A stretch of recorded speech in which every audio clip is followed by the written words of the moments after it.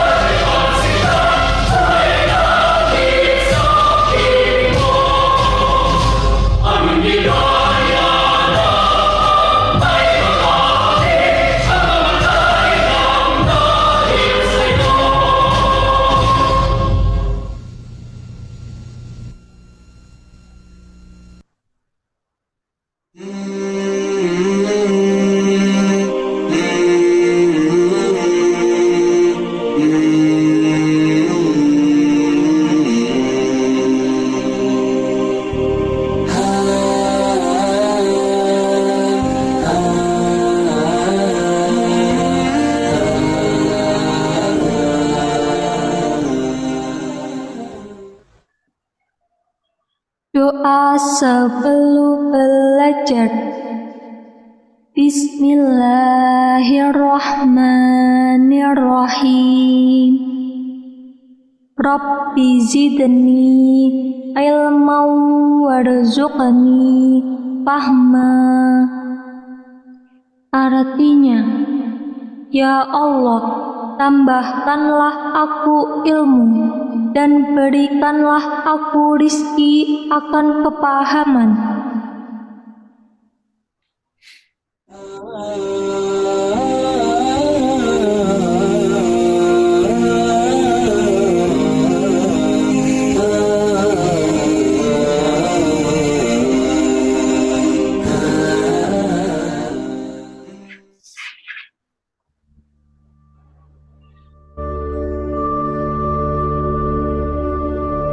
Praise God from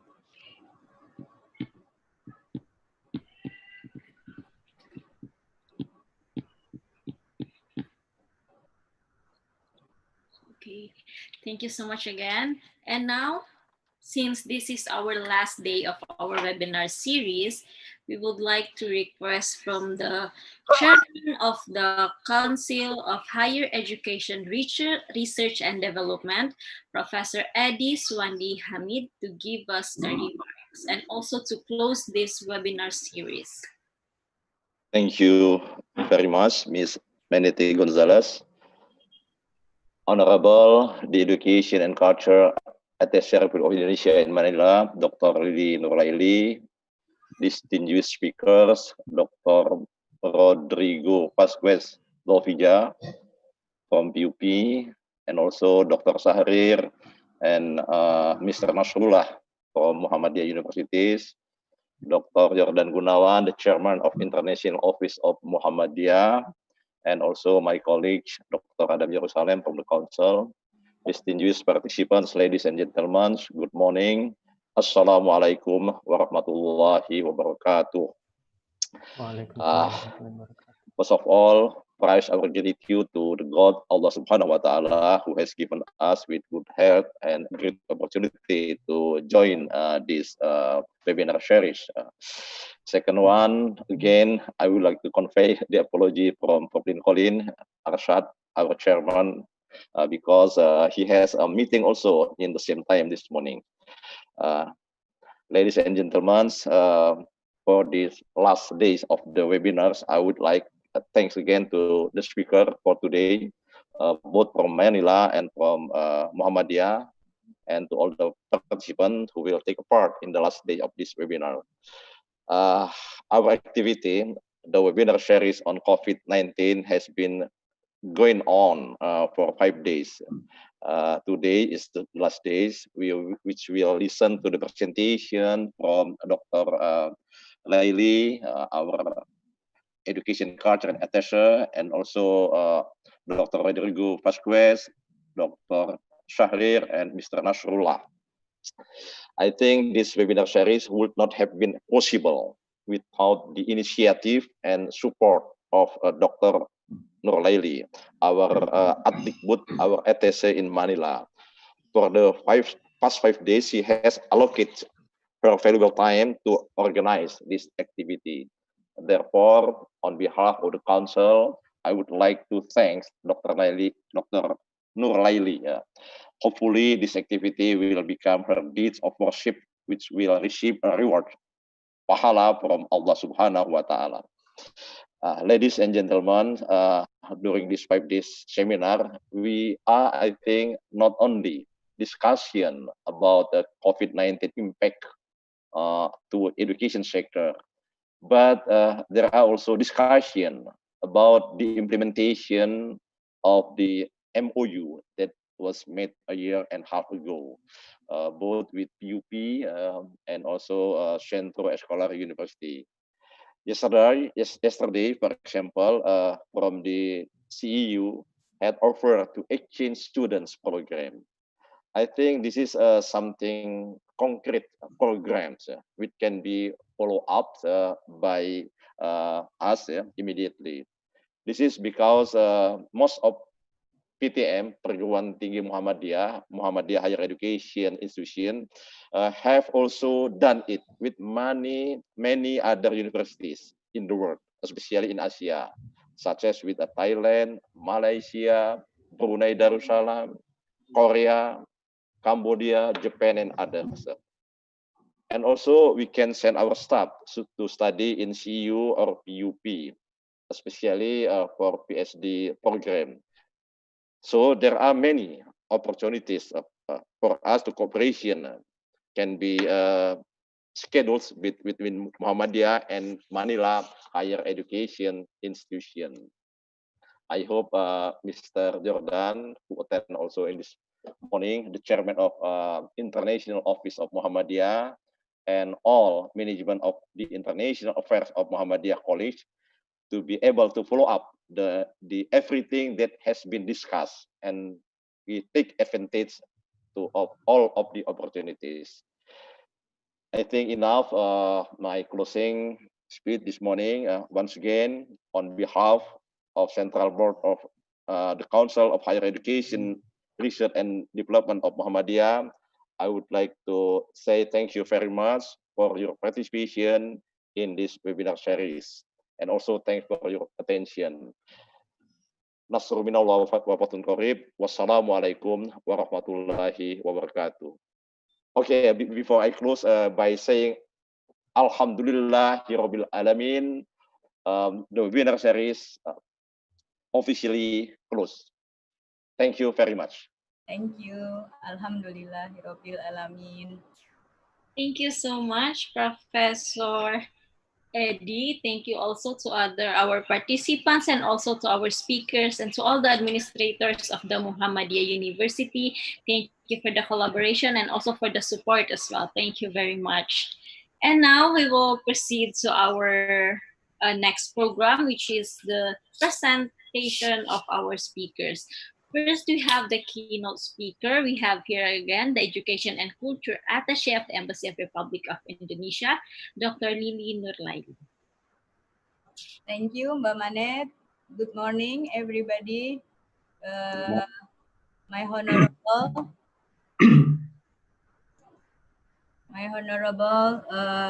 Dr. Rodrigo Lopiga, my honorable Bapak Syahrir Idris, my honorable yang saya hormati Bapak Rahmat Nasrullah, yang saya sangat hormati Profesor Edi Suwandi, yang saya hormati Pak Adam, dan juga semua pengurus Muhammadiyah dari perguruan tinggi Muhammadiyah yang hadir pada hari ini. Alhamdulillah, ini adalah hari terakhir. Thanks God, because this is the last day our webinar series from Monday until Friday, and all of the webinar international series is successful. And I'm very thank you to PTM Perguruan Tinggi Muhammadiyah, because they give us the speaker is very good and then give explanation specific. They are university from the several province in Indonesia. And many thanks to Polytechnic University of Philippines. They give us to the speaker is very useful for this seminar, and for the CEU, Centro Escolar University. Okay, this is, I want to give explanation just a little bit about the assessment. Maximize online assessment. Education during pandemic COVID-19. As you know, until today, maybe until December, teaching learning at the university is still online, and then maybe from the 1st September, university in Philippines is open, but maybe not open for face-to-face, just only open online. Okay, education during pandemic COVID-19 is virtual-based, digital-based technology, work from home, study from home, online learning, proposal trial online, final examination trial online, submission of trial result via email, graduation online, inauguration official online, student exchange online, internship practice online, English camp online, teaching assistant in online, culture camp is online, research online, virtual subject matter course is online, and until now more than 185 countries is closed their school and university. Maximize online examination. Make fun online assessment. The focus of assessment is active learning, selection and sorting assessment. Describe how long the assessment was carried out. Use appropriate assessment for multimedia. Give student confidence. If the signal is not good, you can use other alternative. For example, in Indonesia, at the several province, because the signal is not good, the teacher is going to the house of the student, and they are teaching face-to-face, but not more than 5 until 10 students. And number 8 is appropriate assessment according to needs and abilities. Providing remedial based on condition using online. if possible, allowing higher order thinking. Some suitable online assessment include maybe using e-book, journal, video, lecture recording, quiz, discussion forum, direct question and answer session, and interview. Preparation for conducting online hot higher order thinking skill assessment. Analyze basic competencies to be achieved in stages C4 until C6. Develop key points that measure height levels, not just memory. Choose interesting and contextual stimuli. Make question based on the main point. Decide on the answer form or score form. Conduct qualitative analysis and then conduct quantitative analysis. Criteria for compiling high-order thinking skill question. Transfer one concept to another, process and apply information, looking for links from various different information, use information to solve problem, critically examine idea and information. Characteristic of higher order thinking skill question online. Measure high level thinking skill. Contextual based problems using various form of question and measure cognitive level of C1, analyze, C5, evaluate, and C6, create. What is validity? Validity is a measure that shows the level of validity test. A test is valid if the test measures what is one to be measured. The test has high validity if the result matched by criteria, in the sense of having parallel between test and criteria. To test the validity of each item, the scores on the item in question is correlated with the total scores. Score of each item, the problem, is stated X score and the total score is expressed as I score. With the validity index obtained for each item, can be known the item which question meet the requirements seen from its validity index. And what is reliable? Test reliable is the degree of constancy of a test. For example, the extent where a test can be trusted to produce a steady. Relative score unchanged even if test in different situations. The reliability of a test is the degree to which a test is capable show consistent measurement result, shown in level determination and accuracy of result. Test reliability is related to determination test result. According to Sugiono, validity is divided into two. One in validity, external validity. The practice is dividing by three: content validity, construction validity, and criteria validity. There are three ways to test reliability, namely test, retest technique, part 2 technique, parallel from technique. Okay, I think that is enough. Just only to continue for another presentation from the speaker from Philippines and from Indonesia. Thank you, maraming salamat sa inyong lahat. Terima kasih, Mbak Manet. Terima kasih Ibu Lili atas presentasinya. And now we will proceed to our next presenter. For our next presenter, we have here from Muhammadiyah University of Mataram. He is the director for the Language Education and Training Center, Dr. Haji Syahrir Idris. To Bapak Syahrir, you may start your presentation.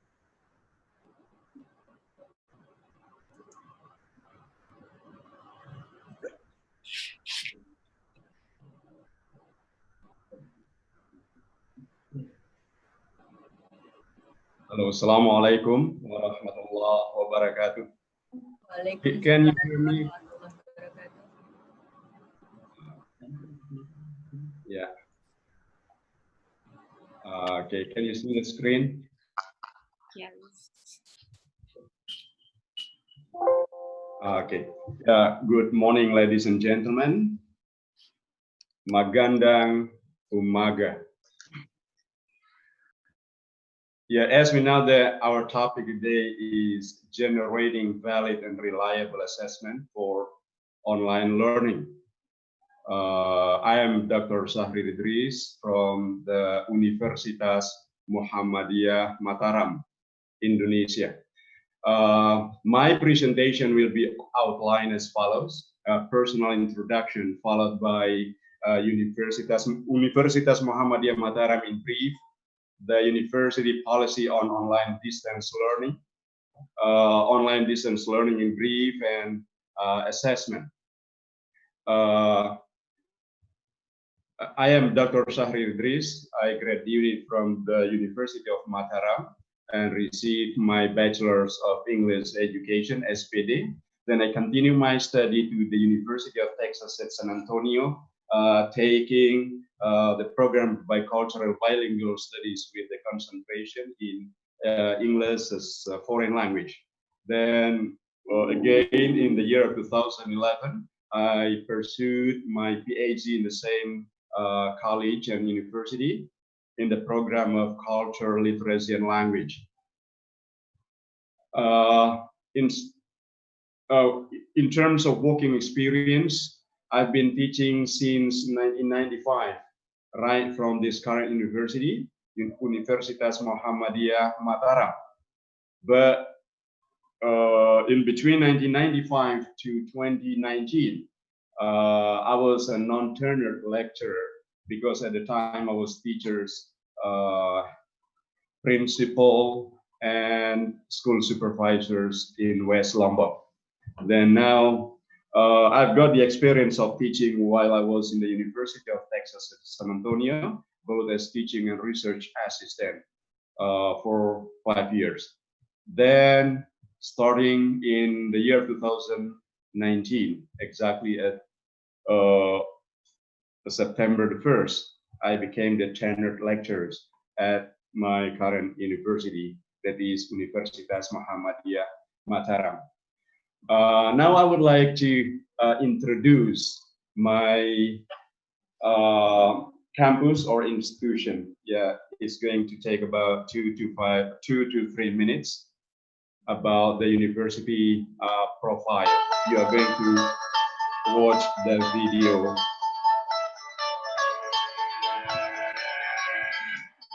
Universitas Muhammadiyah Mataram adalah salah satu perguruan tinggi swasta yang berada di Kota Mataram, Provinsi Nusa Tenggara Barat. Universitas Muhammadiyah Mataram atau yang disingkat UMAD. I'm sorry, Bapak, sorry to interrupt, but there's no video. Maybe you can share the video. Okay. Okay, you can.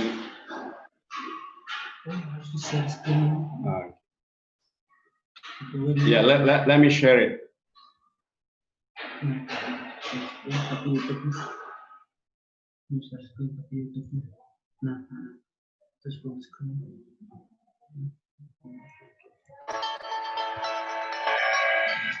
Universitas Muhammadiyah Mataram adalah Is it okay? satu perguruan tinggi swasta yang berada di Kota Mataram, Provinsi Nusa Tenggara Barat. Universitas Muhammadiyah Mataram atau yang disingkat UMAD dari masa ke masa terus berbenah mengikuti perkembangan segala bidang.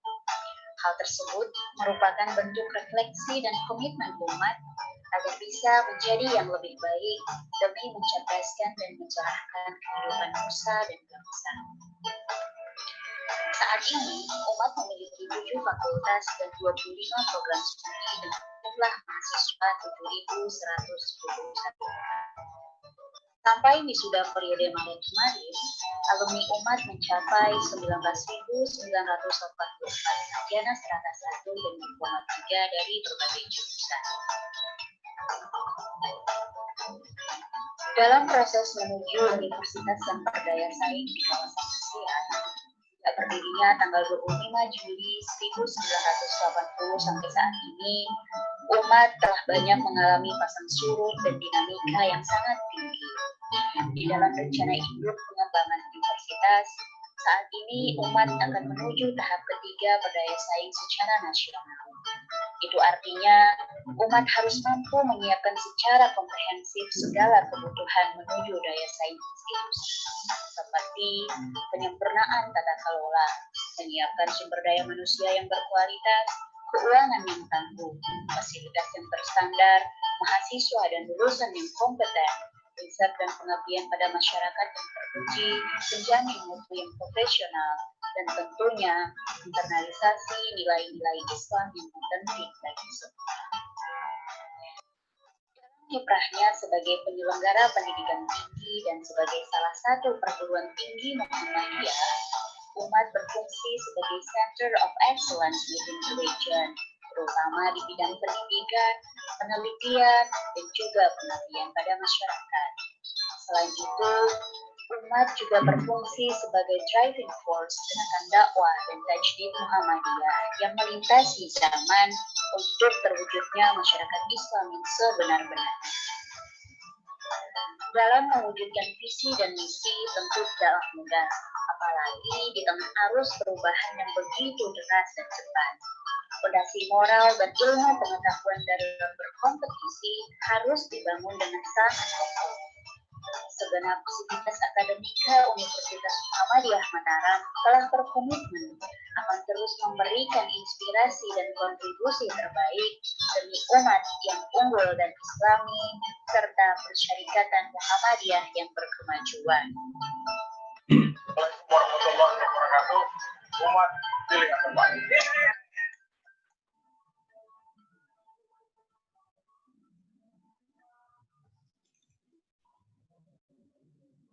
Yeah. Now let's go back to the main topic of today.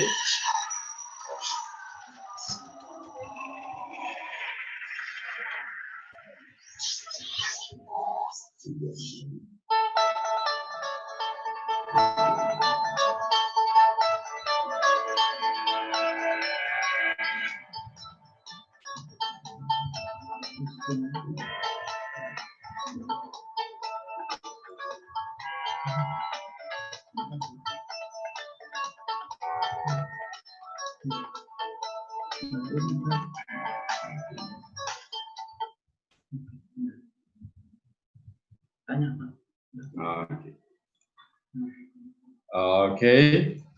Yeah, can you hear me on the other side? All right.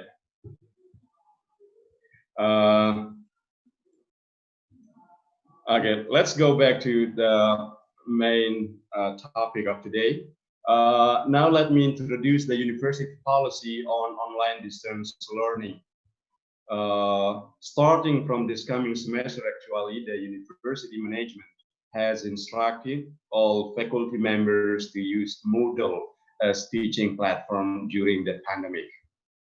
Currently, the lecturers have voluntarily used a variety of digital platforms, including Moodle, WhatsApp, Zoom, and Google Meet. I myself have chosen Google Classroom as preferred platform to deliver the lesson along with WhatsApp. Now let me review a little bit about online distance learning as we've understood. Distance learning can be defined as quasi-permanent separation of teacher and learner throughout the length of the learning process, but it involves the use of technical media. Online itself can be defined as the use of the internet or World Wide Web as a technical media used to provide a two-way communication. So a course can be considered an online distance learning course, despite the fact that they might have a small face-to-face or residential component. Now a little bit about assessment. In education, the term assessment refers to the wide variety of methods or tools that educators use to evaluate, measure, and document the academic readiness, learning progress, skill acquisition, or educational needs of students. Assessment involves the use of empirical data on student learning to refine programs and improve student learning. There are common methods of online assessments. They include online quizzes, open-ended or essay questions, drag and drop activities, online interviews, dialogues, simulations, online polls, game time activities, peer evaluation and review, forum post or online discussion board. Talking about assessment, we have to talk also about validity as well as its reliability. Validity here refers to how well an assessment instrument measures what it should be measuring. For example, it should measure, if you have an instrument measuring stress, the instrument should be measuring stress, not happiness. Yeah. According to Graveter and Wolno, one common technique for demonstrating validity is to use a correlation, which means if the test actually measures the testee's ability in, say, mathematics, then the scores on the test should be related to other measures of ability in mathematics. For example, standardized mathematics test, performance on learning task, or problem-solving ability, and so forth. In terms of reliability of assessment, here I'm presenting a definition of reliability. Reliability refers to the accuracy of dependability of the assessment instrument in measuring what it is trying to measure. A measurement procedure is considered reliable to the extent that it produces stable, consistent measurements. A simple example of the reliability of a clinic scale. If the scale indicates that a child weighs 50 pounds, but 1 minute later, the child steps back on the scale and says the child's weighs 80 pounds, we can question the reliability of the scale because it doesn't show the stability and consistency in the measurement.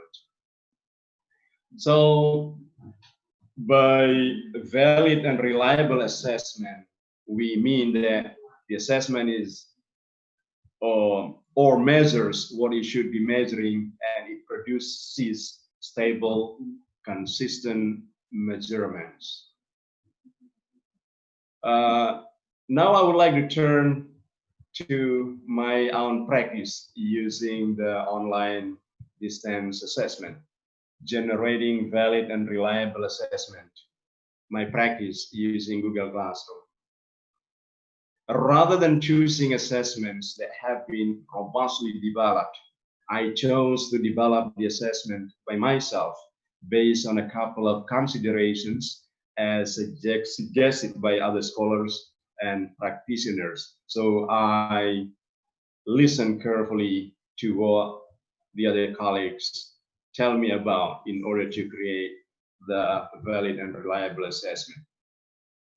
Some of the considerations include understanding the end in mind. It means that when we are creating assessment, we have to consider the purpose or the end of the teaching or the assessment. Then we have to identify and avoid bias. We have to consider non-traditional assessment. What is meant by consider non-traditional assessment here is paper and pen assessment. Then we have to follow the assessment up with feedback for students. Now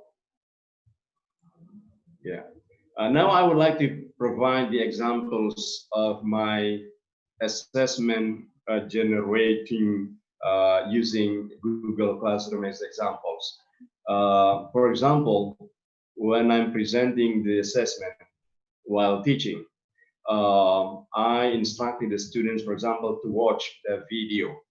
The instruction reads like this: watch the video entitled New Headway Elementary Students Book, Unit 7, Dates to Remember, to answer the history quiz at page 54 of your textbook.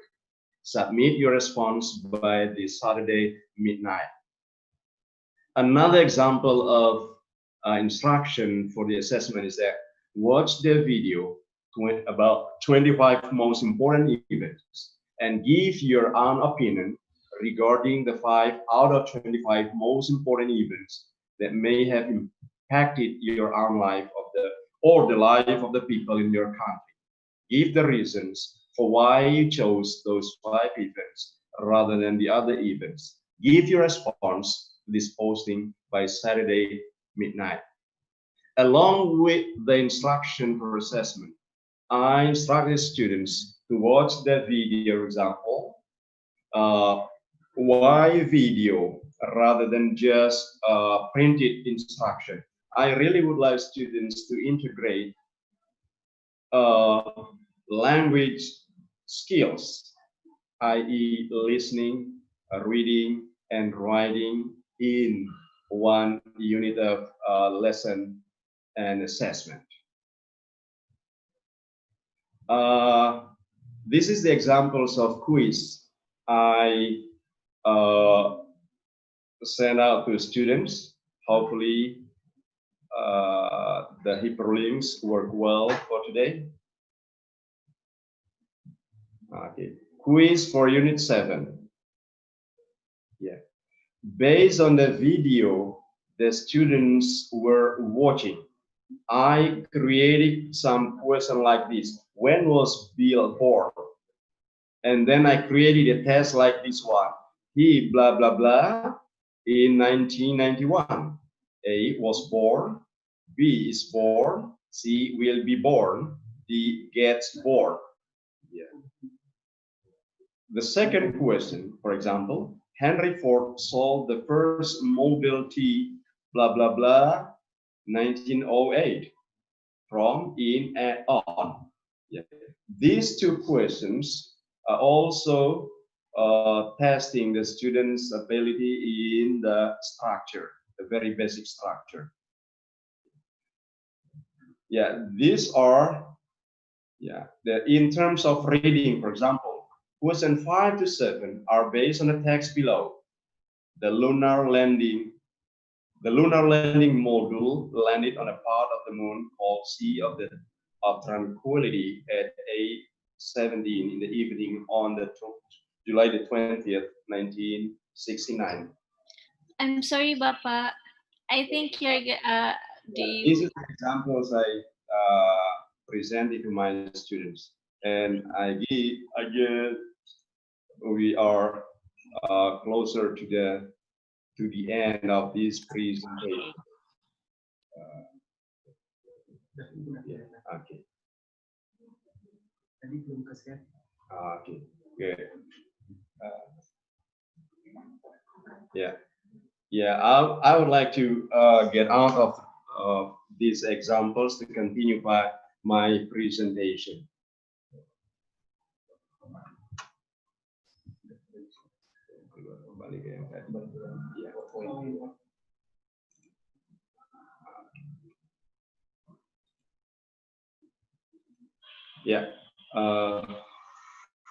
Generating assessments.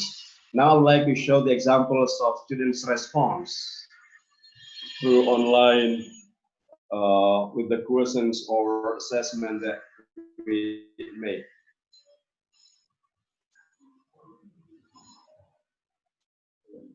Okay. Yeah, hope it works well. Yeah, for it.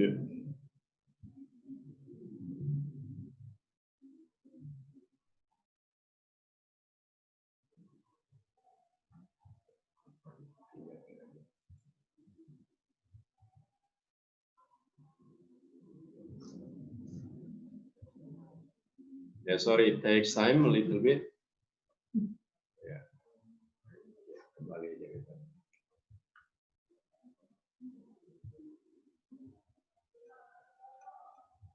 Okay, because of the technicality, I couldn't show the examples of the students' work in response to the assessments I sent out to them.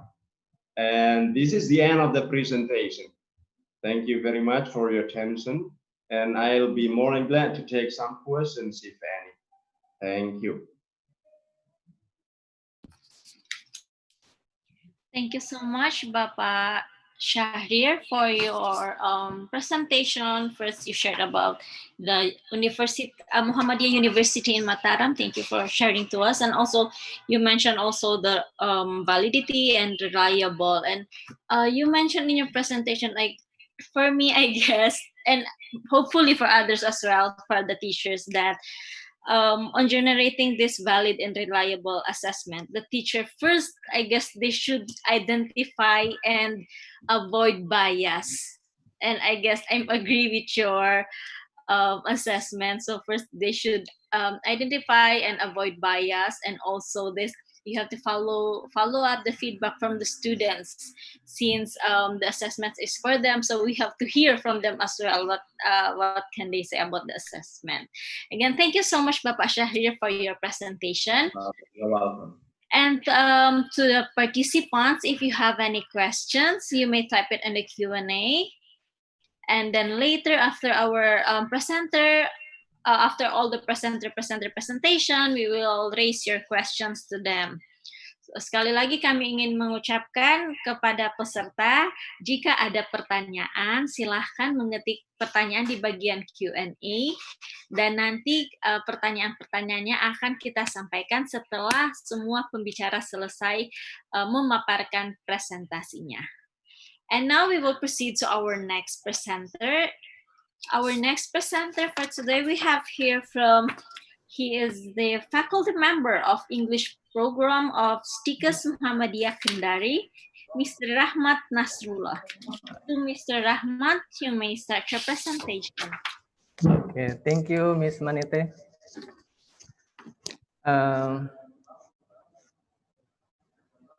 Can I have my slide, please? Bismillah, Assalamualaikum warahmatullahi wabarakatuh. And good morning, everyone. First of all, I'd like to say Alhamdulillahirabbil alamin, and then I'd like to thank to Central Board of Muhammadiyah Council for Higher Education, Research and Development, and Education and Culture Attaché, Indonesian Embassy in Manila, and then our college in Polytechnic University of the Philippines, for making this a kind of academic activity, so we can share our teaching experiences and practices during pandemic COVID-19. Well, as I mentioned, as instructed by the committee, that our topic today is about assessment for online distance learning. So I think in the previous days, from day 1 to day 5, we have already listened to the great speakers talking about online learning itself, so we can have more insights and more knowledge, and then hopefully we can practice our what we get from this discussion. Okay, next slide, please.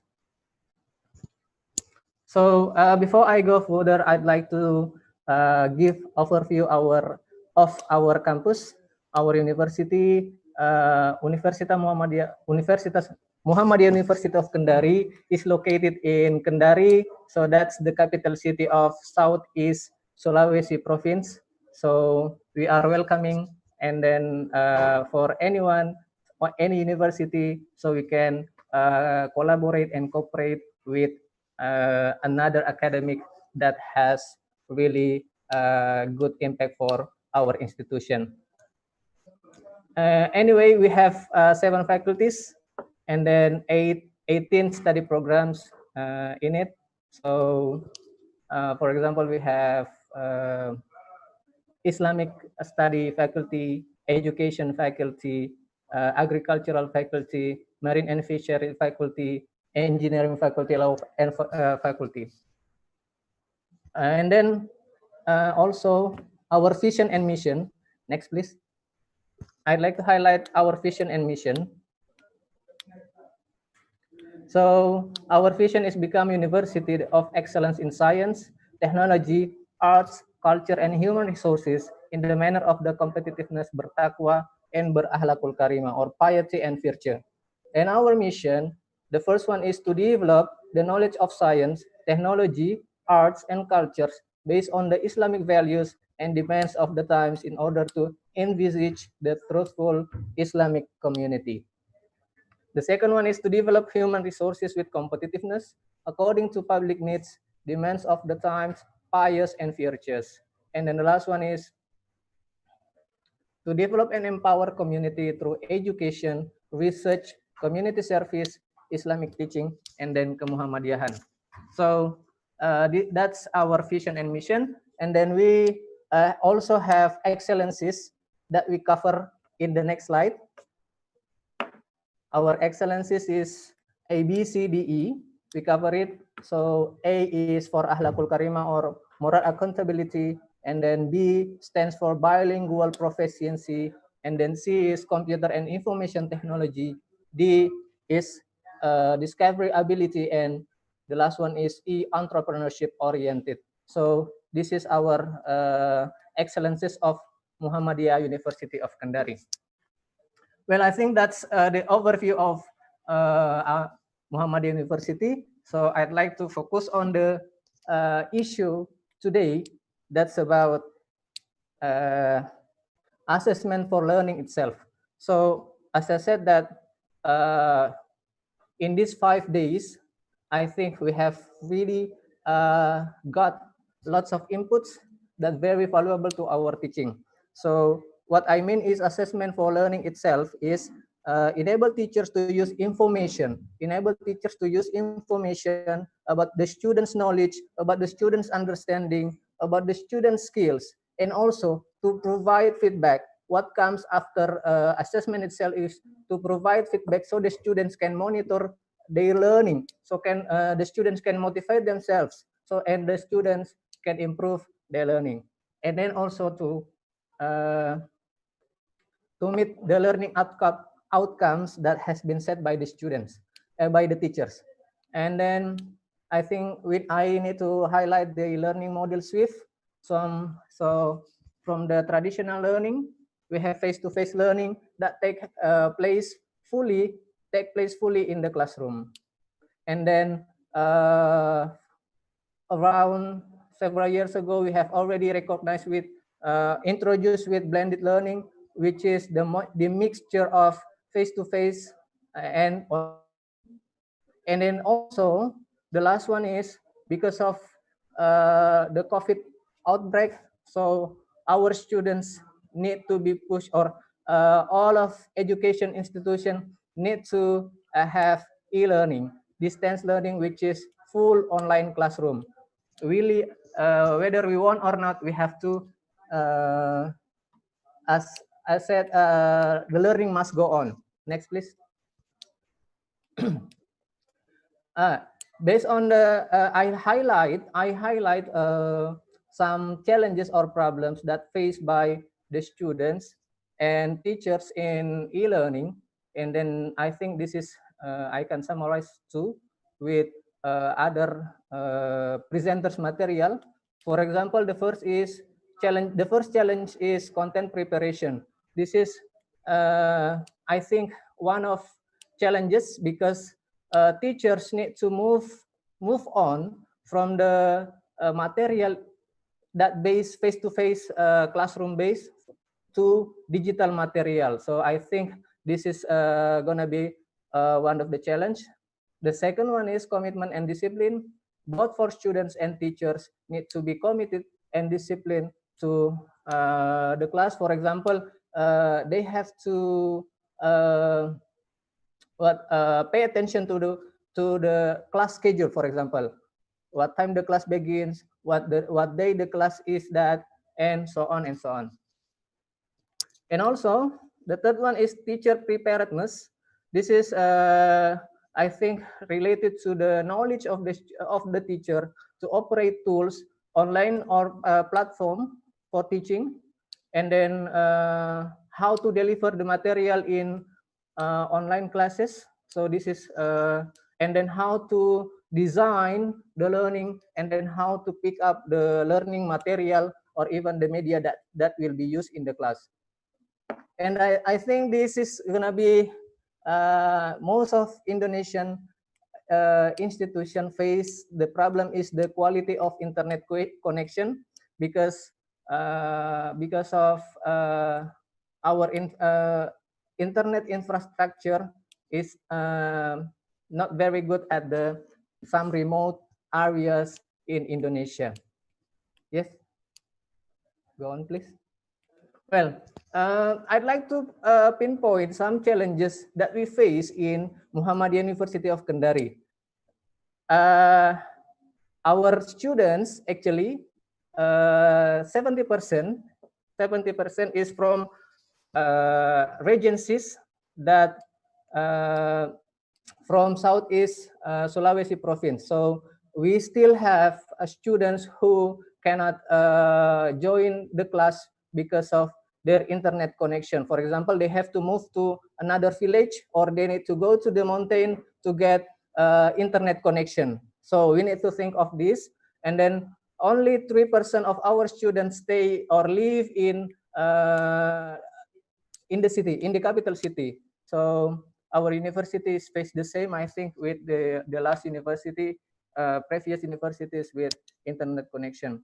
And then also we need to deny that there are some students that don't have gadget or even laptop to join the English class.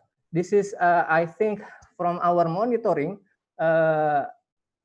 In one class there are 3 to 5 students who are always absent in the class. After we track it, the reason is I cannot join the class, sir, because I don't have smartphone and I don't have any laptop. And then in my hometown, I don't have internet connection. So this is gonna be a complex problem. And then the last one is teacher preparation. I think we are not too well prepared to engage ourselves in full online classes. However, the next please. However, from our institution, try to give solutions, even though that's not really work, but I think this is gonna be brilliant solution. For example, our institution try to give internet package assistance both for students and teachers. So both teachers and students who have a good connection will not will not an excuse not to join the class because of running out of the internet package. And then the remedial program, I think from the academic department has already provided this solution to the students who cannot follow the online class this semester. And then the last one is also decision from university is teachers are allowed to use any platforms for teaching. So because we cannot deny that. Back to the availability of internet connection itself. The next, please. Okay, and then how does university respond to the call for distance learning? The first, this is, I think, gonna be the momentum of our university to optimize our learning management system that has been developed in 2013, but unfortunately, it is not fully used by the teachers because of maybe the teachers still rely on the face-to-face learning. So in order to optimize learning management system, our university tried to upskill teachers and then also give students learning resources assistance. So this is, next please. Okay, dealing with the our learning management system used in our university, we call it ELUMAC, stands for e-learning Universitas Muhammadiyah Kendari. So before the COVID, we have already received any trainings from the team, and also the team work hard to improve LMS performance, ELUMAC, and then also we are intensively accepted the training to upgrade our skills in in designing lessons in our LMS. And then also the institution also a self-assembly e-learning assistance team. So this is a kind of task force. So they really concern on the performance of ELUMAC. Yes. Well, and then so from the teacher and also from another external factors, our institution give internet packet assistance. It is hopefully to be used in accessing ELUMAC, not to watch only watch, for example, YouTube and a kind of or social media. And then also our institution try to collaborate with Telkomsel, that we have a help hosting video conference app for real-time class. So this is CloudX, so we can have video conference for the students that will save their internet package because of the low bandwidth. So I think this is very useful for us teachers and the students, so we can save our internet package. Next one, please. So we also survey that the use of online platform used by the teachers during pandemic. So this is this semester. I think maybe this is because of the factors our students is already in Z generation, so they tend to learn with social media based. Yeah, so they ask the teachers, sir, ma'am, can we have just class through WA because of we like it. And then also another reason is the bandwidth, and they can save much more internet package. And then after that, because platform used is Google Classroom, I think around 2300, because of, I think this is they like it because they have been already familiar with this platform. And then comes after that, momentum, I said, maybe we hope in the next semester the percentage of ELUMAC use will be much more than this, around 70%, and others, for example, Zoom Cloud Meeting, Google Meeting, and another platforms. And then I'd like to focus on the use of ELUMAC itself. Okay, next please. Well, so the question is, how can LMS mediate distance learning? So I think that the essence of distance learning is we need to provide a synchronous classroom, so the students can access the class at any time, at anywhere. So and also the LMS also can facilitate synchronous classroom.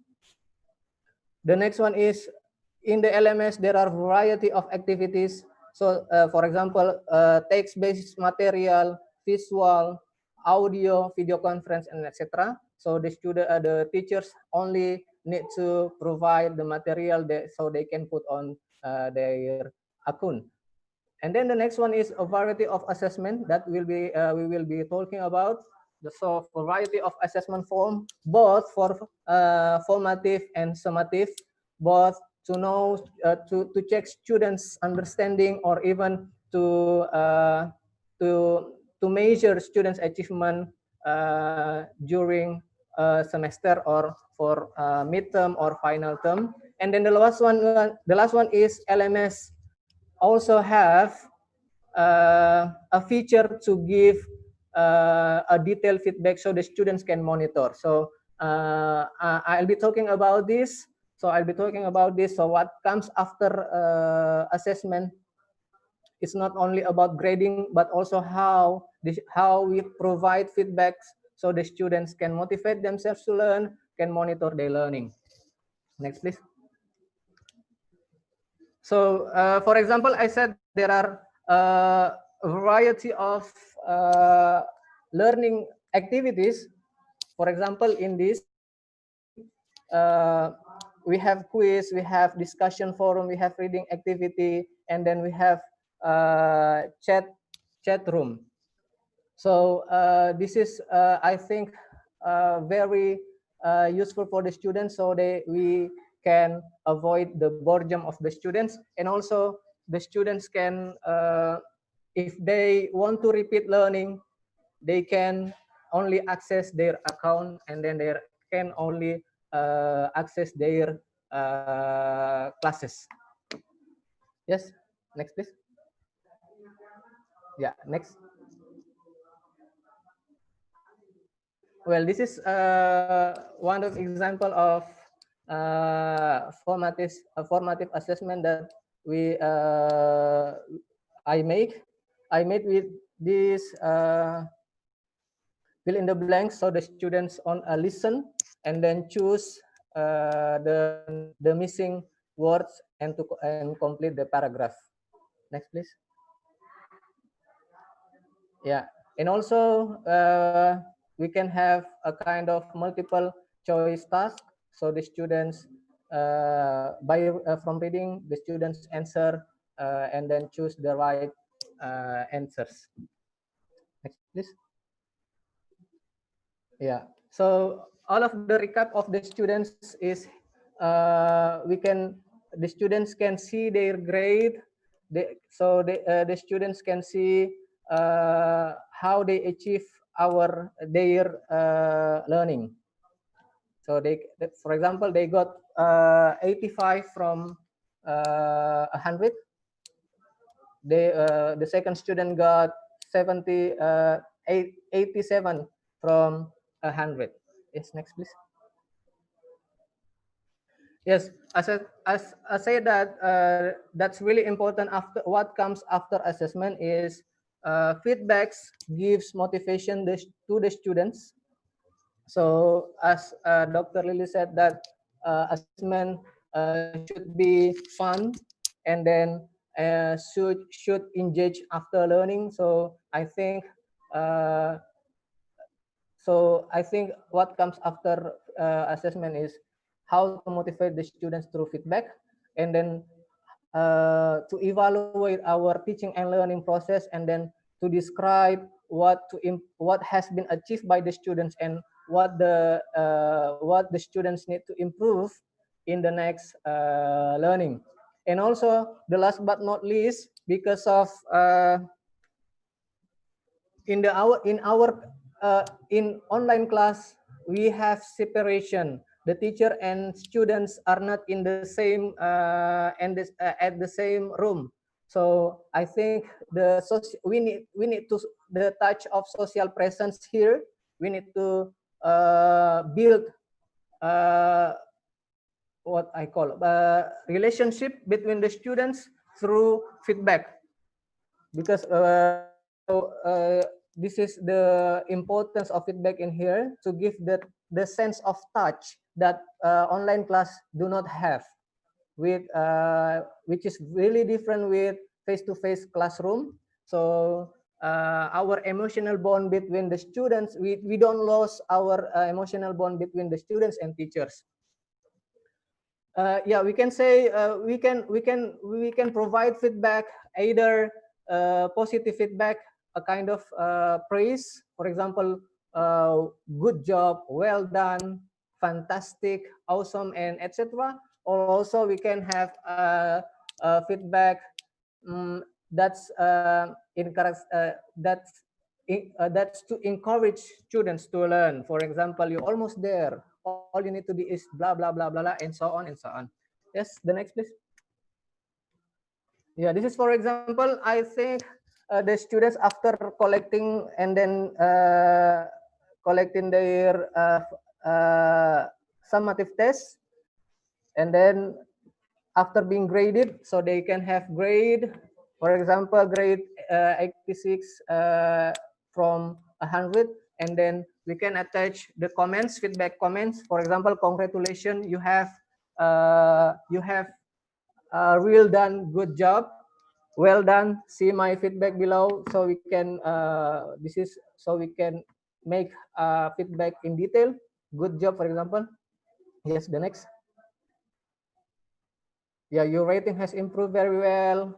I do appreciate your effort in writing. I did enjoy reading your essay and so on and so on, which is I think, I guess, really give a strong effect to the students to learn, especially in online learning. Next, please. Yeah. So this is a still kind of example. Yes. Next. Yes, and then yeah, the closing. Next, please. There are much to learn about provide assessment for online learning, distance learning. So I think the use of learning management system to support e-learning is just one of good effect of technology advancement nowadays. And the output of the assessment is not only about the grades, but also the feedbacks provided by the teachers to motivate students to improve their performance and achievement through online learning. I think that's all my material. Thank you very much. And then I give back to Miss Manete. Yes, thank you so much, Bapak Rahmat, for your presentation and sharing to us about Universitas Muhammadiyah of Kendari on how you doing this your LMS. Thank you so much, Bapak. And now we will proceed to our next presenter. We have here our next presenter from the Polytechnic University of the Philippines, the Chief of the Student Affairs Section, Dr. Rodrigo V. Lopiga. Sir, you may start your presentation.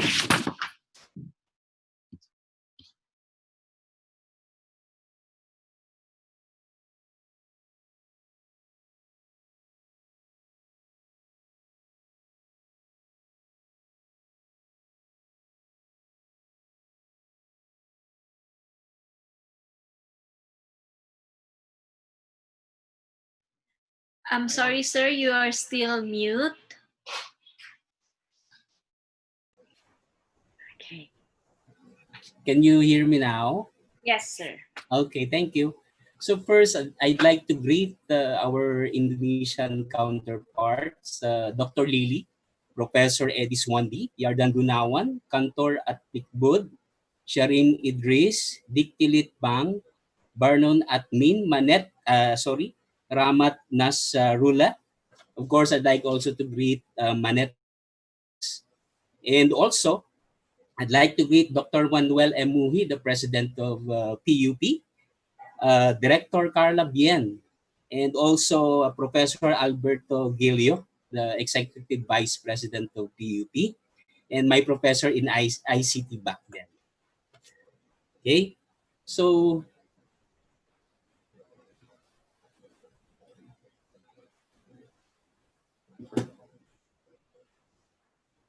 okay.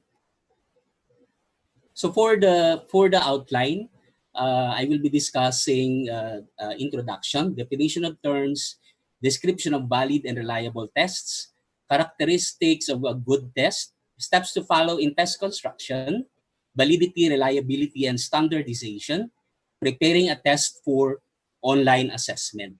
Okay. So nowadays, face-to-face interaction with students is limited or not allowed.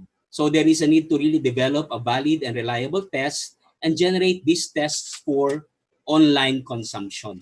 So a test refers to a measuring device or procedures that is used to measure a sample of behavior. A sample of behavior can be an attitude, intelligence, or learned behavior. No? Motivation, knowledge about such subjects such as math, English, or science, among other subject matters. No? So while assessment is a combination of tests which may include interview, observation, use of questionnaires, or reviewing students' work. So in assessment, we combine possible ways such as numerical or descriptive means to assess behavior. Okay, so a standardized test can be valid and reliable because it has been tested on large populations. Unreliable or invalid questions have been eliminated, and norms for scoring and interpretation of the test have been established. So clearly, standardized tests underwent process of validation, reliability testing, and standardization. Okay, while a teacher-made test have not been tested on sample of populations, but it can help test the understanding of students about a particular subject matter.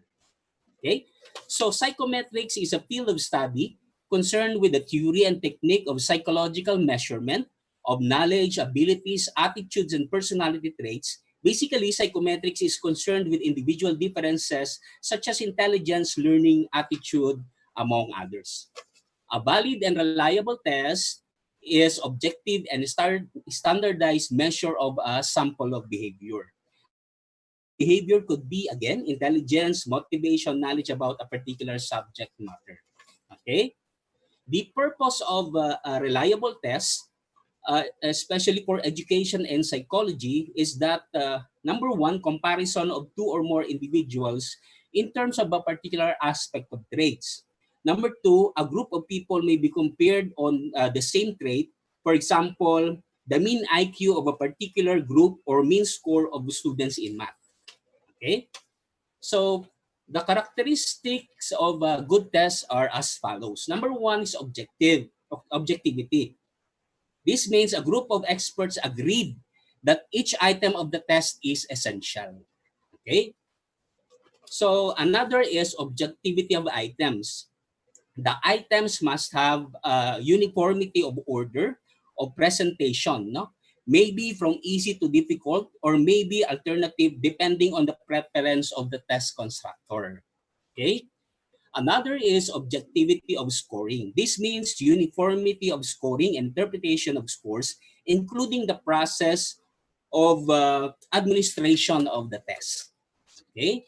So reliability means consistency of scores. This means when the test is taken at any given period of time or at any given condition, the result should be consistent. Okay? Validity means that the test measure what it purports to measure. For example, we cannot use an intelligence test to measure personality characteristics or learning behavior. Okay? Another one is norms. No? Norms refer to the average performance of the representative sample of a given population. Okay? So another description of a test, a good test, is that the test is practical, should not be lengthy. The scoring must be not be too easy, not too difficult, or not one which can only be done by highly specialized person. Okay? So the general steps in test construction are as follows.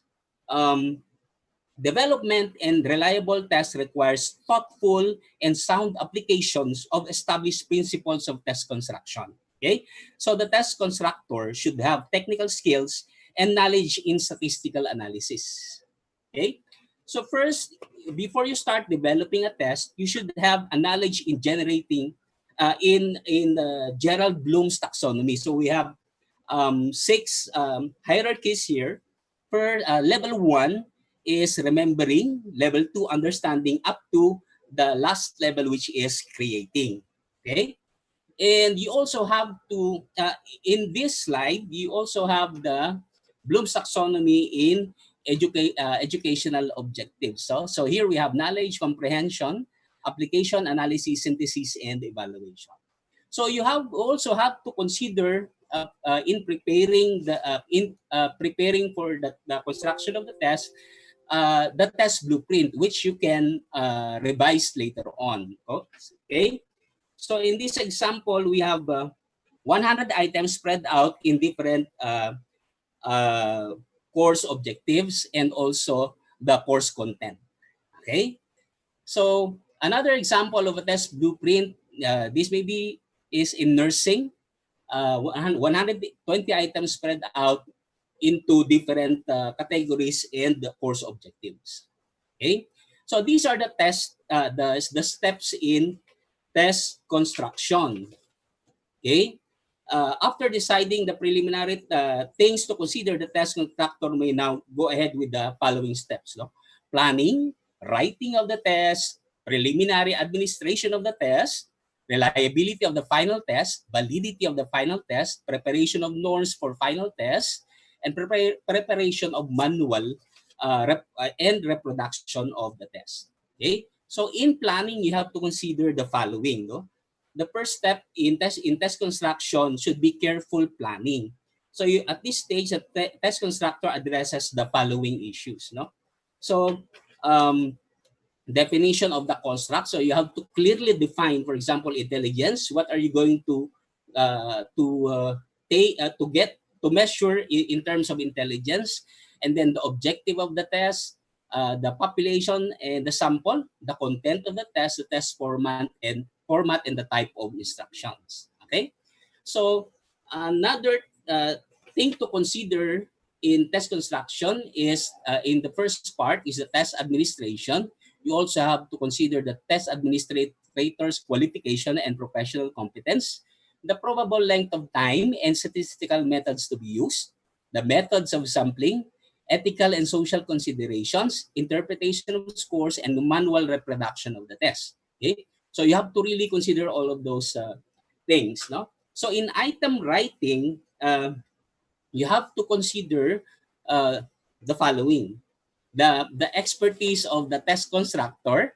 So the test constructor should be an expert in the field, for example, math, science, or English. No, so fully aware of the population, familiar with the different types of items, the command of language, because language is very important for children, not too heavy on technical language. And then you also have to consider the expert opinion. This is very important, the expert opinion, because you have to get at least three experts in the field and then ask for their opinion. So an example of the form for expert opinion is that, so I have here the items 1 to 5, and then the decision of the experts if the item is accepted, rejected, or should be revised, and then the remark should be at the bottom.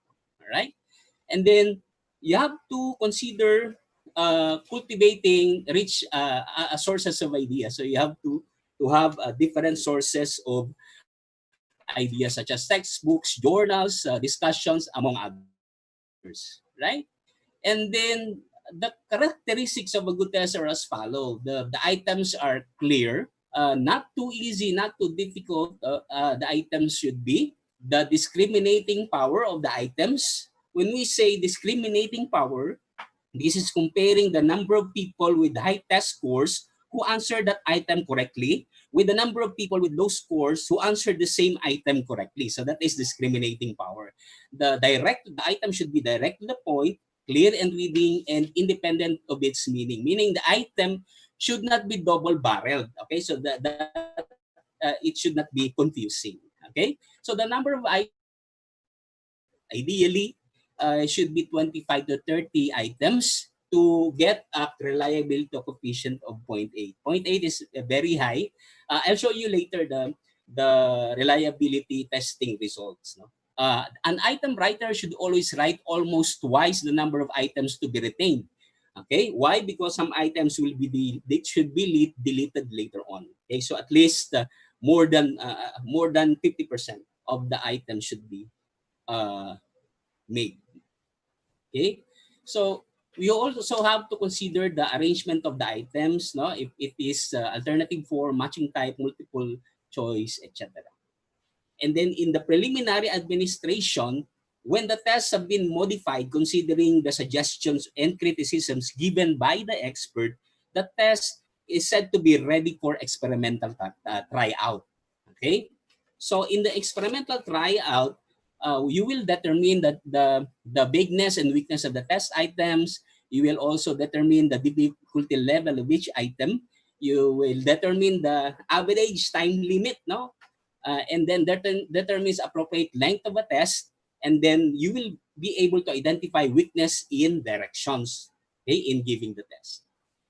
In the proper tryout, at this stage, the test should be administered to 400 respondents, and they must be similar to those for whom the test is intended.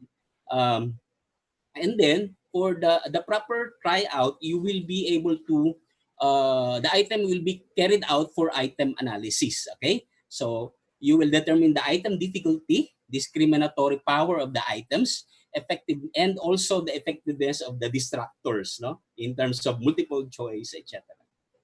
Okay, for the final tryout, the sample for final administration should be at least 100. Okay, ideally.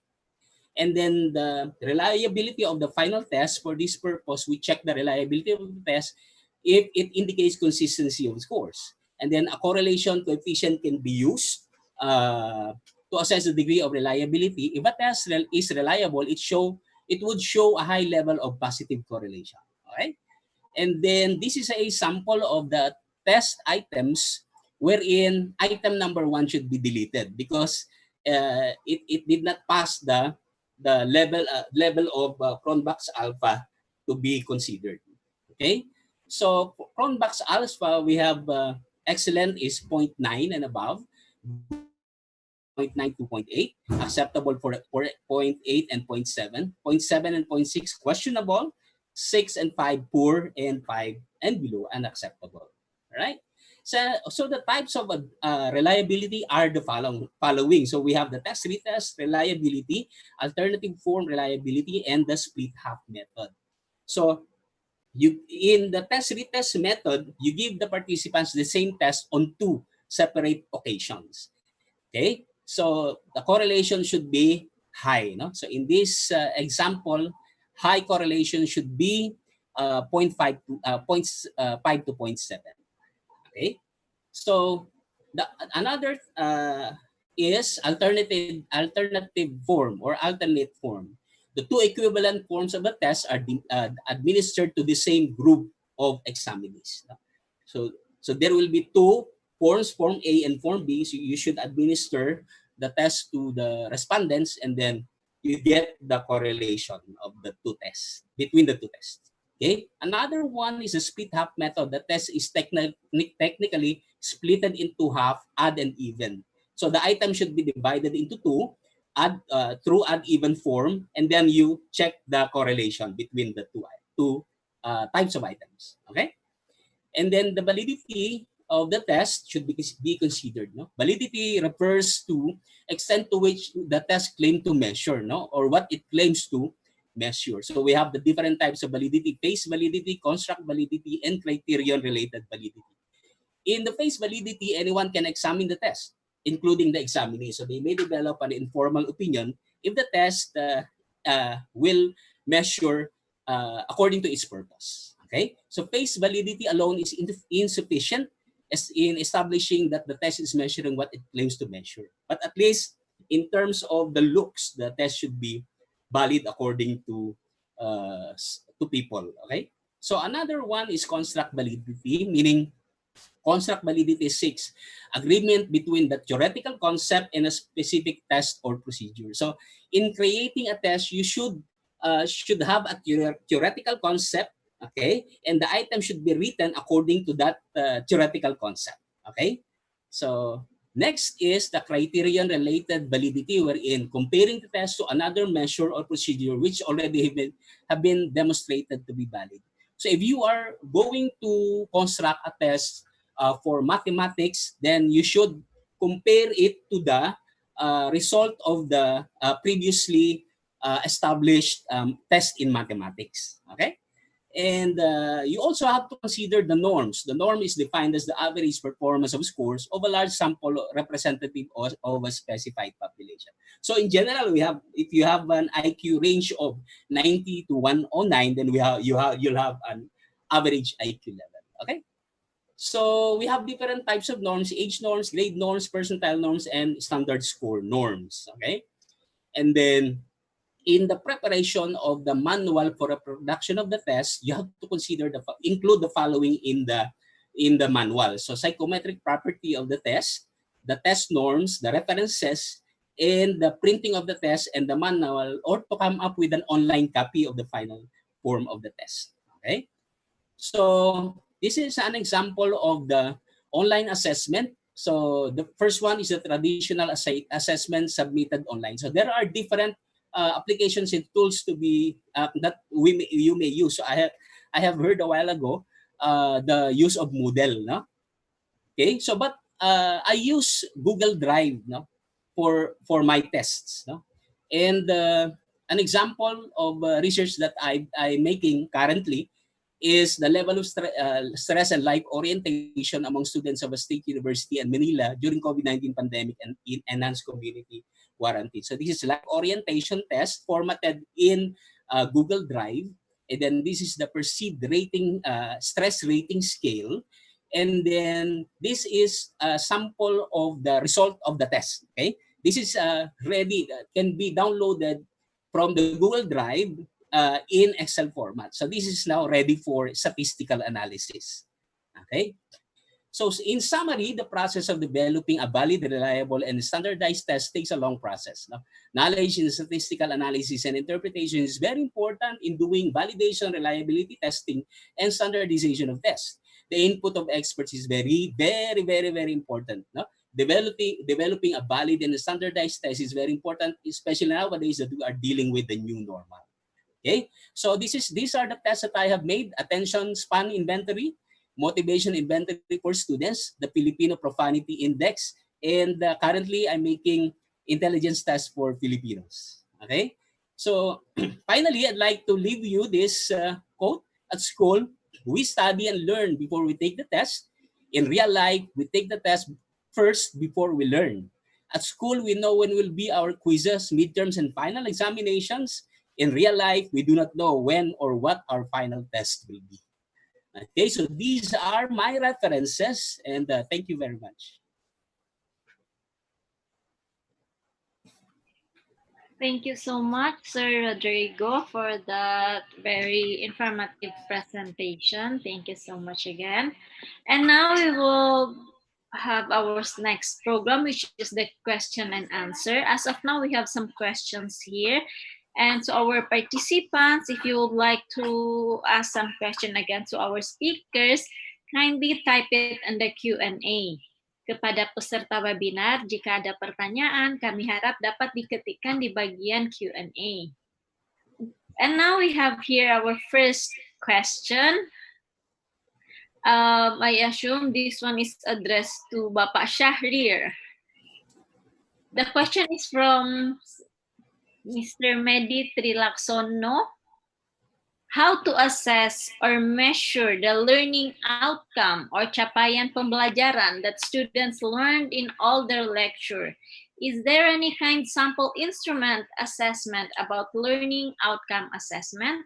Learning outcome in Indonesia consists of sikap or attitude, pengetahuan or knowledge, kemampuan umum or general skill, and kemampuan khusus or special skill.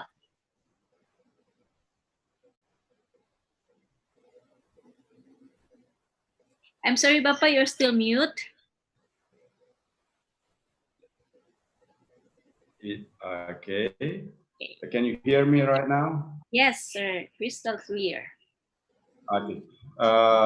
Thank you for Mr. Medi Trilaksono for the questions. Really very good questions. And I think online learning may or may not fully cover the questions in terms of how much we can answer or assess the learning outcome for students. Let me say this. In terms of pengetahuan or knowledge, online assessment, I think, can cover almost all, if not all of them. But in terms of attitude, we actually can identify some attitudes that can be measured through online learning. For example, a student's responsibility, which relates to attitude. If the students submit or respond to the assessment given or provided to them, it's a clear indication that students have a good responsibility.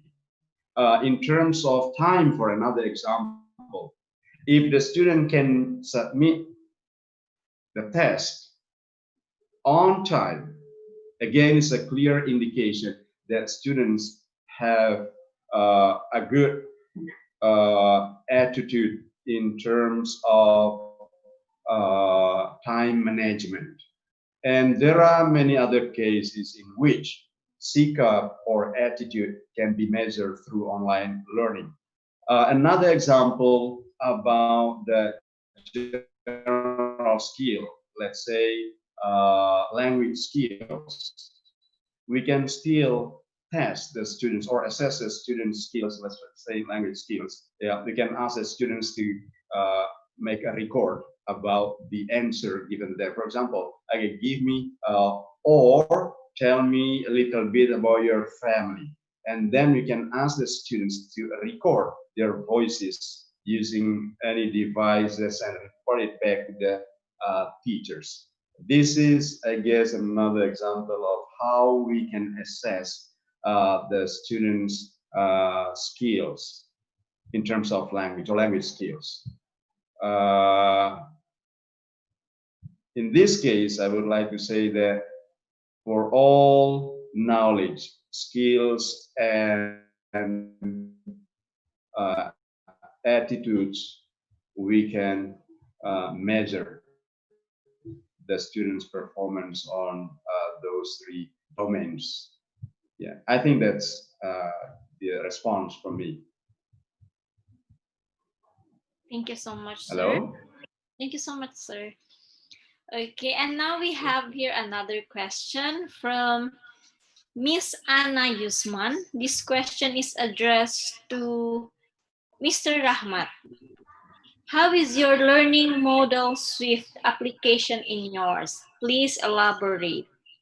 Miss Okay. Anna Susanti Yuman from Muhammadiyah University of West Sumatra. Okay, thank you. Well, nice question from Miss Anna. So, my application in teaching on the learning Swift model, I think this is not really different with another or another teacher's experiences at the first time or the last semester. So I can take example from the last semester. The last semester, I think we have face-to-face classroom, which is which may be combined with a bit sense of technology. For example, that we call a web enhanced learning. So, for example, the students send their assignment through, for example, platform Google Classroom or via email, or they can also use LMS to submit their projects. And then the next, also we have a blended classroom, which is the combination between online class and offline classes. For example, in our university have 16 meetings for final for mid test and final test, and then we have around 70% offline classroom, and then we combine with 30% online classroom. And now our practice is fully online, so I can deny that I don't only use our LMS because of the factor of the students itself. So my class right now, I combine with, for example, I use Google Classroom, I use WhatsApp group because of the needs of the students themselves. I think that's all. Thank you so much, Rahmat, for that answer. And now we have another question here from Miss Waoderiniati from Universitas Muhammadiyah-Buton. Please, this question is, I'm not sure to whom this one is addressed, but from the speakers, you may answer. I am Waoderiniati from Universitas Muhammadiyah-Buton. Please explain about the model of teaching in the form of game-type activities as you have in your presentation. How to make effective through online teaching? Is it given to individual or group students? I guess this one to Bapak Rahmat. Do you want to answer first? Okay, can you repeat please, pardon? Please explain about the model of teaching in the form of game-type activities as you have in your presentation. How to make effective through online teaching? Is it given to individual or group students? Well, yes, that's a very good question from Miss Rini. And yeah, I think in our teaching online classroom, games is also can be used to to motivate the students, to engage the students at the because of I think the students is already stressful with their classes, and then how to implement that. I think this is depends on the teachers. They want to have game individual based games or collective based games. For example, like me, I sometimes give URL from the website that has English games, so the students can only just click the link, and then it connects to the source of the game itself.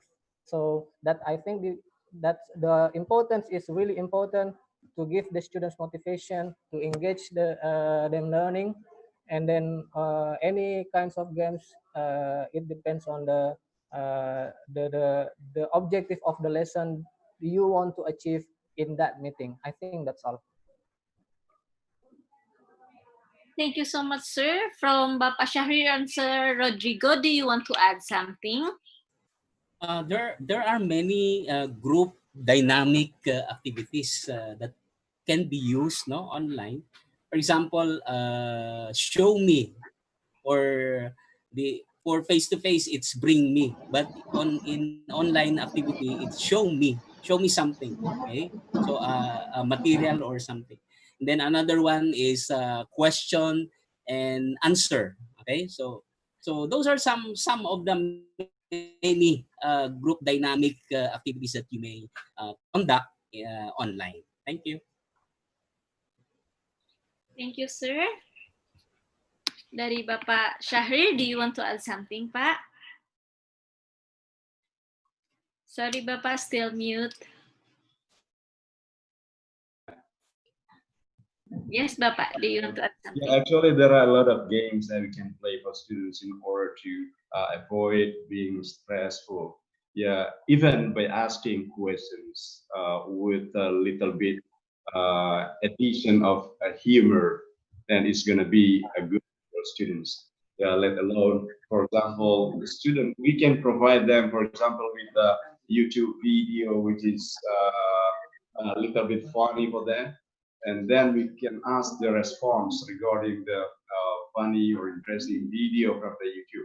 This is, I think, one of the strategies we can use or employ in order to avoid students being stressed or being bored throughout the lesson. I think this is one of the examples I can give as the additional information.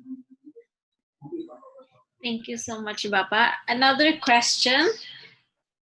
The question is, in involving online learning, of course, we find students who have different types or characteristic of learning. For example, there are some students who probably are only motivated by visual auditory, visual images, or even kinesthetic.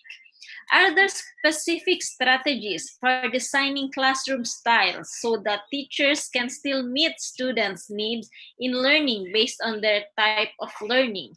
Because the type of student learning is very influential on the results of their final assessment. From our speakers who would like to answer first. Yes, let me take this question first. I think it's about strategies, I guess. Differentiating learning or teaching strategies is the answer to this. For example, for those who, let's say, the auditory students who are different from the other types of learners, for example.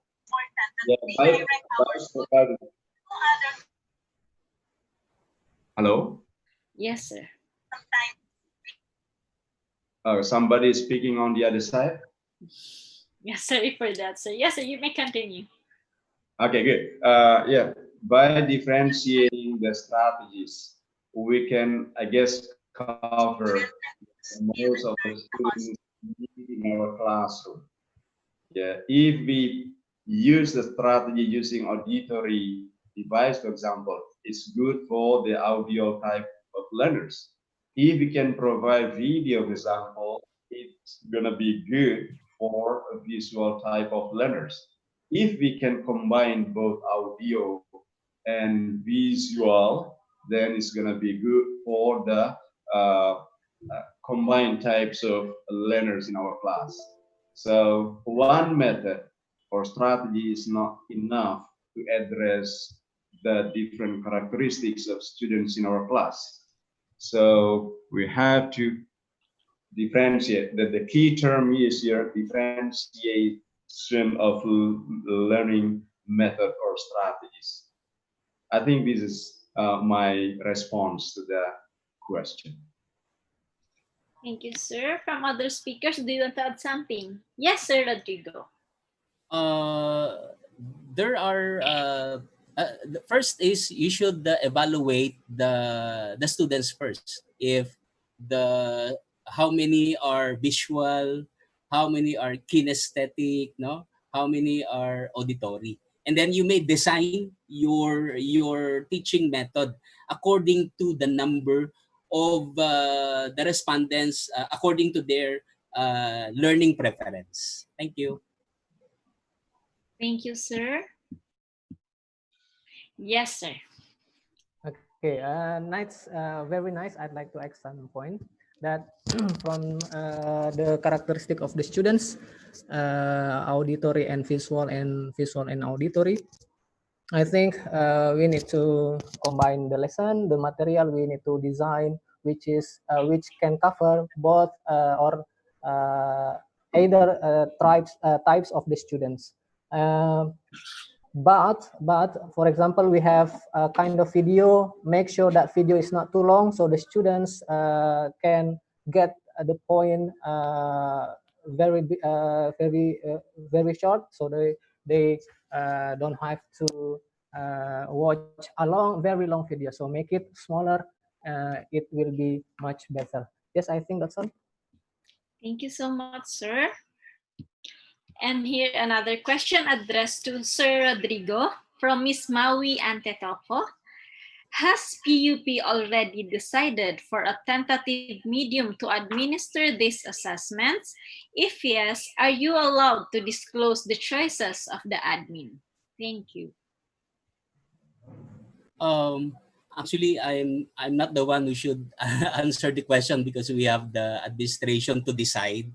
But currently, I think it's the blended learning. And in terms of assessment, we still have the PUP set that we use. Thank you. Thank you, sir. And another question here. We have a question from Miss Rose Valerie San Pascual.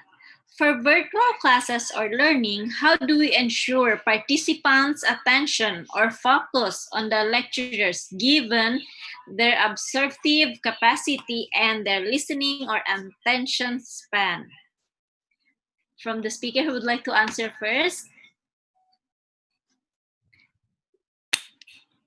Can you repeat the question once again, please? How do we ensure the participants' attention or focus on the lecturers given their absorptive capacity and their listening or attention span? First of all, I would like to say that please make the speech of the lectures no longer than 10 to 15 minutes, because the length of lecture will be very influential to the students or learners' attention to continue joining the lectures. In between the lectures, we have to provide, as I said, different strategies. We need to insert a certain sense of humor in order to draw attention of the students. And the use of media is highly needed by those type of students who really need to draw their attention in order to continue with the lectures. So basically, we have to provide a lot of things based on our need analysis of the students. Yeah, these are another key terms we have to remember as a teacher or lecturers. The need of students, as well as the identification of the students' characters in the classroom. This is the thing I could question. Thank you. Yes, sir, Rodrigo. The use as a psychologist, no, it's better to use mindfulness exercises in order to develop the focus of the students. There are many mindfulness exercises online that you may study and use it. No, it is based on research. It is very effective in developing the focus and attention of the students. Thank you. Yes, sir. Okay, well, I'd like to, based on my experience, so to check, I always give a concept checking question. So after give some explanation or some text or explanation material, sometimes I follow up with the concept checking question, for example, that need a very short answer or even yes no answer. Yes, I think that's all. As long as we know then that they are being participative and active with during the lecture. Okay, we have another question here. So I guess we have here a teacher wants to know, could you please show us what kind of game that you use in teaching and learning? Maybe you can share any application or what games do you do for in this online learning? Speakers who would like to share first?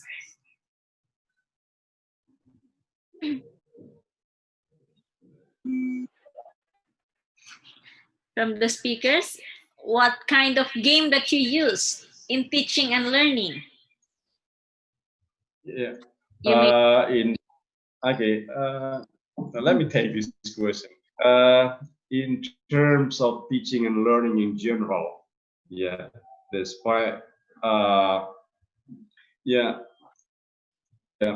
times is really the main factor of the losing attention with students. So management of time, differentiation of strategies, game. In terms of game, yeah, we can choose different types of games. For example, games which is auditory in nature, visual in nature, kinesthetic in nature.